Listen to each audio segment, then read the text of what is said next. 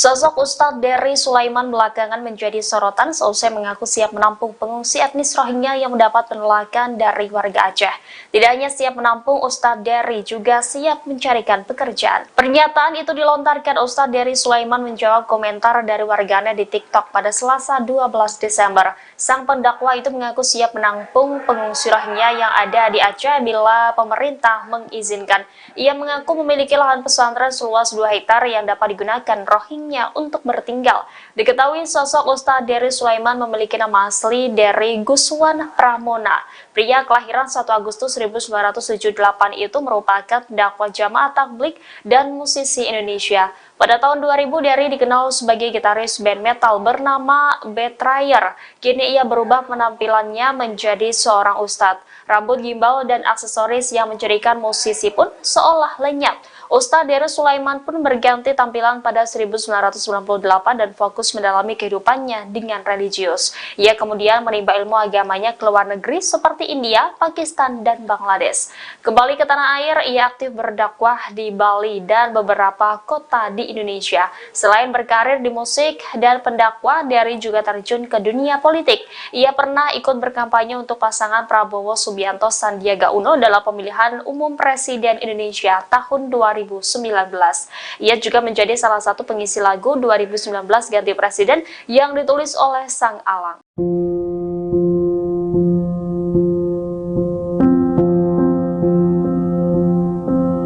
Pengungsi Rohingya dikabarkan ngamuk dan merusak fasilitas penampungan di Sidoarjo, Jawa Timur.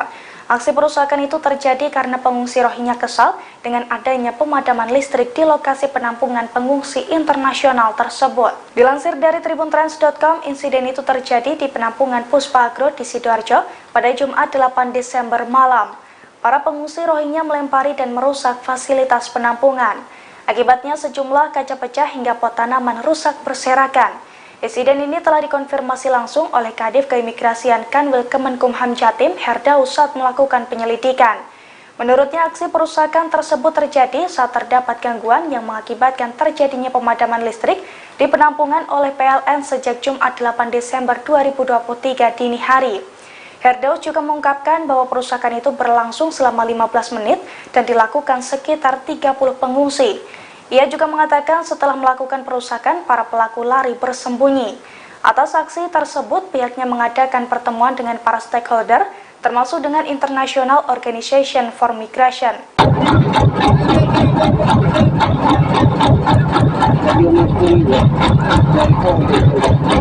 Seorang nelayan nekat menghalau kapal pengungsi Rohingya yang hendak mendarat di pantai Aceh. Dengan menggunakan kapal tua, pria parubaya itu meminta kapal pengangkut ratusan pengungsi Rohingya untuk menjauh. Dilansir dari Tribun Trans pada Selasa 12 Desember, kedatangan pengungsi Rohingya di Aceh hampir mencapai 2.000 orang. Namun aparat kepolisian rupanya belum terlihat melakukan patroli. Oleh karena itu, warga lokal berinisiatif untuk menghalau sendiri pengungsi Rohingya yang hendak masuk ke Aceh. Belakangan, aksi seorang nelayan pun menjadi sorotan publik. Dalam video yang beredar, terlihat seorang pria parubaya yang diduga sebagai nelayan setempat mencegat kapal pengungsi Rohingya. Nelayan tersebut langsung mendekati kapal pengungsi Rohingya yang ia lihat. Dari kode tangannya, nelayan tersebut mencoba menghalau para pengungsi yang menaiki kapal tua tersebut. Sementara itu, nelayan di Piruan mulai dari Kecamatan Samalanga hingga Gandapura sejak beberapa waktu lalu sampai kini terus melakukan pengawasan dan patroli di laut. Tujuan patroli ini agar jika ada kapal yang mengangkut para pengungsi Rohingya supaya tidak mendarat di Piruan.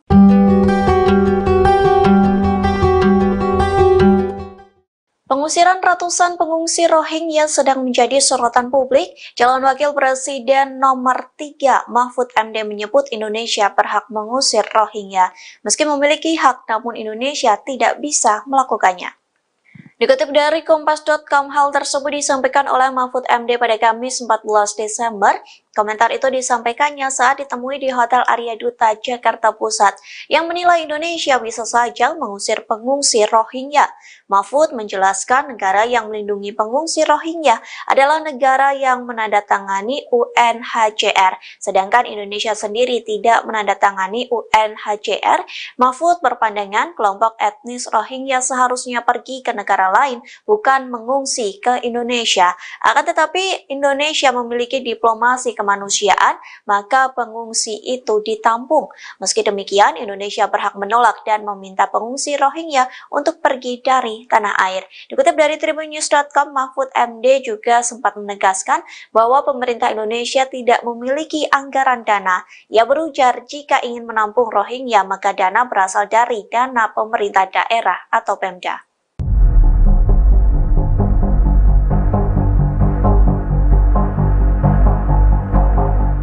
Menko Polhukam Mahfud MD menegaskan pemerintah Indonesia tidak memiliki anggaran khusus untuk memberikan bantuan kepada pengungsi Rohingya. Bahkan Republik Indonesia disebut sejatinya berhak mengusir warga Rohingya di Aceh. Pernyataan ini disampaikan Mahfud MD saat ditemui awak media di kawasan Menteng, Jakarta pada Kamis 14 Desember 2023. Mahfud mengatakan Rohingya hanya ditampung sementara demi kemanusiaan. Akan tetapi juga ada Pemda yang bersedia untuk memberikan penampungan, dirinya tidak mempermasalahkan. Ia menekankan pemerintah pusat tetap pada peraturan atau perjanjian hukum internasional yang tidak memiliki tanggung jawab atas pengungsi dari Rohingya. Sejauh ini, kata Mahfud, pemerintah telah menetapkan 3 provinsi untuk dijadikan tempat penampungan sementara pengungsi Rohingya. Ia kembali mengatakan bahwa sifat dari pengungsian itu adalah sementara. Jadi pemerintah berhak saja meminta para pengungsi untuk meninggalkan tanah air.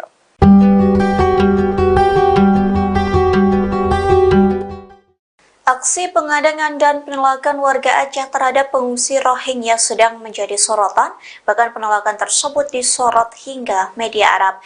Media luar negeri menggaris bahwa Indonesia yang tadinya menerima namun kini menolak Rohingya. Dikutip dari Serambi News, salah satu media internasional yang menyorot penolakan itu ialah media berbasis Arab Qatar, yakni Al Jazeera. Media tersebut turut melaporkan warga Aceh yang menghadang pengungsi Rohingya. Kondisi itu karena masyarakat Aceh sempat menerima pengungsi Rohingya dengan penuh kehangatan, namun pada November 2023 warga Aceh mulai menyuarakan penolakan. Al Jazeera juga melakukan wawancara dengan salah satu pengungsi. Dikatakannya ratusan Rohingya hanya ditempatkan di penampungan sementara yang terletak di bibir pantai. Lantas media Arab itu menuliskan subjudul "Pantai yang Tidak Ramah" dalam pemberitaannya. Dalam laporannya dikatakan bahwa penduduk di Aceh tidak akan menyediakan dana, perbekalan atau perlindungan bagi pengungsi Rohingya yang datang.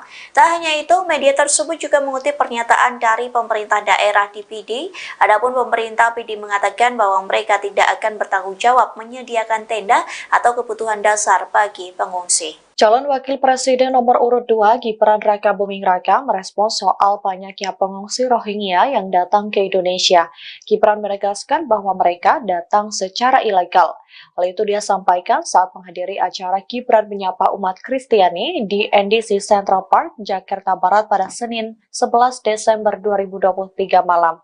Gibran menjelaskan bahwa pemerintah sudah memberikan penanganan terhadap masalah ini, namun ia enggan menjelaskan lebih jauh lagi.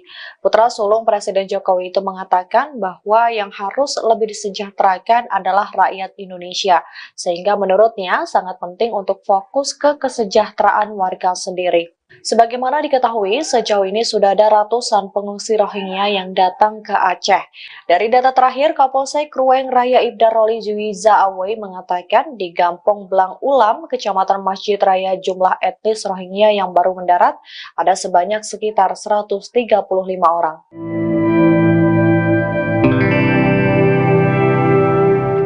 Sosok Ustadz Dery Sulaiman belakangan menjadi sorotan seusai mengaku siap menampung pengungsi etnis Rohingya yang mendapat penolakan dari warga Aceh. Tidak hanya siap menampung, Ustadz Dery juga siap mencarikan pekerjaan. Pernyataan itu dilontarkan Ustadz Dery Sulaiman menjawab komentar dari warganet di TikTok pada Selasa 12 Desember. Sang pendakwa itu mengaku siap menampung pengungsi Rohingya yang ada di Aceh bila pemerintah mengizinkan.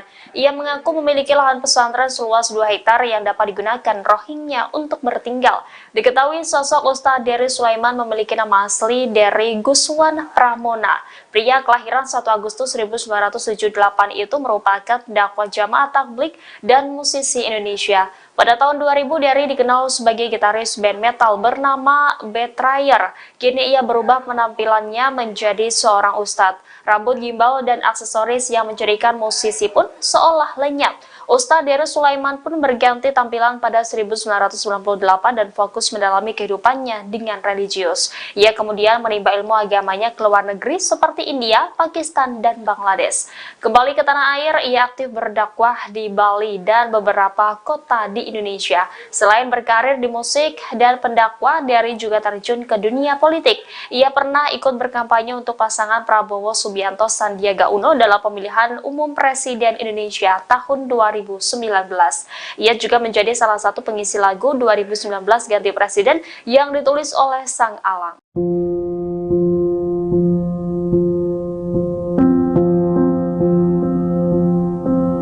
Pengungsi Rohingya dikabarkan ngamuk dan merusak fasilitas penampungan di Sidoarjo, Jawa Timur. Aksi perusakan itu terjadi karena pengungsi Rohingya kesal dengan adanya pemadaman listrik di lokasi penampungan pengungsi.